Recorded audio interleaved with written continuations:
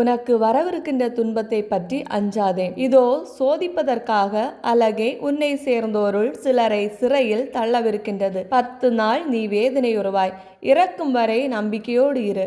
அவ்வாறாயின் வாழ்வை உனக்கு முடியாக சூடுவேன். திருவெளிப்பாடு 2ஆம் அதிகாரம் 10ஆம் வசனம். இன்றைய இறைவார்த்தையோடு டாக் வித் காட் சொந்தங்கள் அத்தனை பேருக்கும் அன்பு வணக்கம். நான் உங்க ஷீபா ஜான். நான் இறை ஆசிரியருடன் சந்தோஷமா இருக்கிறேன். நீங்களும் சந்தோஷமா இருப்பீங்க அப்படின்னு நினைக்கிறேன். வரவிருக்கின்ற துன்பத்தை பற்றி அஞ்சாமல் நம்முடைய வேதனைகள் சில நாட்களே என்று நாம் எண்ணி இறப்பு வரை நம்பிக்கையோடு இருப்போம். கடவுள் வாழ்வை முடியாக சூடுவார். இன்றைய நாளிலே பிறந்த நாள், திருமண நாள், பேர் கொண்ட திருநாள் கொண்டாடுகின்ற அனைத்து மக்களையும் நாம் இறைவன் பாதத்திலே சமர்ப்பிப்போம். நமக்காகவும் நம்முடைய குடும்பங்களுக்காகவும் ஜெபிப்போம். இறைவன் நம் ஒவ்வொருவரையும் நிறைவாக ஆசீர்வதிப்பாராக. திருவிவிலியம் எழுதுதல் நாள் 98. லேவியர் 24ஆம் அதிகாரம் எழுதி முடிச்சாச்சு. விளக்குகளை பேணுதல், கடவுளுக்கான அப்பப்படையல், நேர்மையான தண்டனைக்கு எடுத்துக்காட்டு என பல தலைப்புகளிலே அதிகாரம் முழுவதும் கொடுக்கப்பட்டுள்ளது. சற்றலசுவோம் வாருங்கள். ஆண்டவர் மோசேயிடம் கூறியது, எப்போதும் குத்து விளக்கு எரிந்து கொண்டிருக்க தெளிவான ஒலிவ எண்ணெயை உன்னிடம் கொண்டு வர இஸ்ரேல் மக்களுக்கு கட்டளையிடு. சந்திப்பு கூடாரத்தில் உடன்படிக்கை திரைக்கு வெளியே மாலை முதல் காலை வரை எப்போதும் அது ஆண்டவருக்கு முன் எரிந்து கொண்டிருக்க வேண்டும். இது உங்கள் வழிமரபினருக்கு என்றுமுள்ள நியமமாகும்.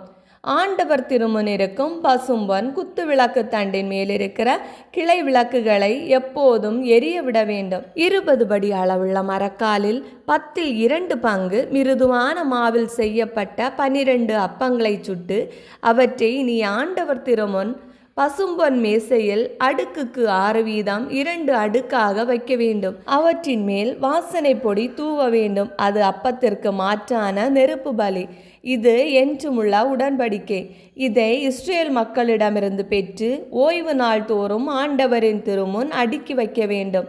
அது ஆரோனுக்கும் அவன் மைந்தருக்கும் உரியது.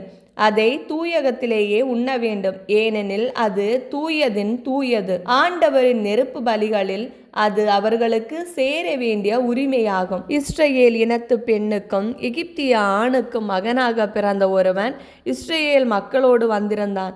அவனுக்கும் இஸ்ரேல் ஆண் ஒருவனுக்கும் பாளையத்தில் சண்டை ஏற்பட்டது.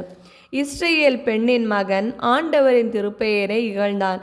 எனவே அவனை மோசேயிடம் கொண்டு வந்தனர். அவன் தாயின் பெயர் செலோமித்து. அவள் தான் குலத்தை சார்ந்த திப்ரியின் மகள்.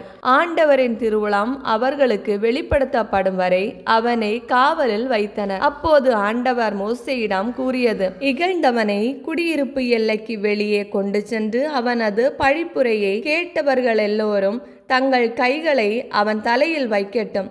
பின்னர் சபை அனைத்தும் அவனை கல்லறிந்து கொல்ல வேண்டும். எவராவது கடவுளை இகழ்ந்தால் அவர் தம் பாவத்தை சுமப்பார் என்று இஸ்ரேல் மக்களிடம் சொல். ஆண்டவரின் திருப்பெயரை இகழ்பவர் கொலை செய்யப்படுவார். சபையார் கல்லறியப்படுவர். அந்நியரோ நாட்டினரோ யார் எனினும் திருப்பெயரை இகழ்கிறவர் கொல்லப்படுவார். மனிதரை கொல்பவர் கொலை செய்யப்படுவார். விலங்குகளை கொல்பவர் விலங்குக்கு விலங்கு திரும்ப கொடுக்க வேண்டும். தமக்கு அடுத்திருப்பவருக்கு காயம் விளைவித்தால் அவருக்கும் அப்படியே செய்யப்படும். முறிப்புக்கு முறிப்பு, கண்ணுக்கு கண், பல்லுக்கு பல், இது போன்றே காயம் விளைவித்தவருக்கும் செய்யப்படும். விலங்கை கொன்றால் பதிலாக கொடுக்க வேண்டும். மனிதரை கொன்றால் கொலை செய்யப்பட வேண்டும். அயலாருக்கும் நாட்டினருக்கும் ஒரே விதமான நியமம் வழங்க வேண்டும், ஏனெனில் நானே உங்கள் கடவுளாகிய ஆண்டவர்.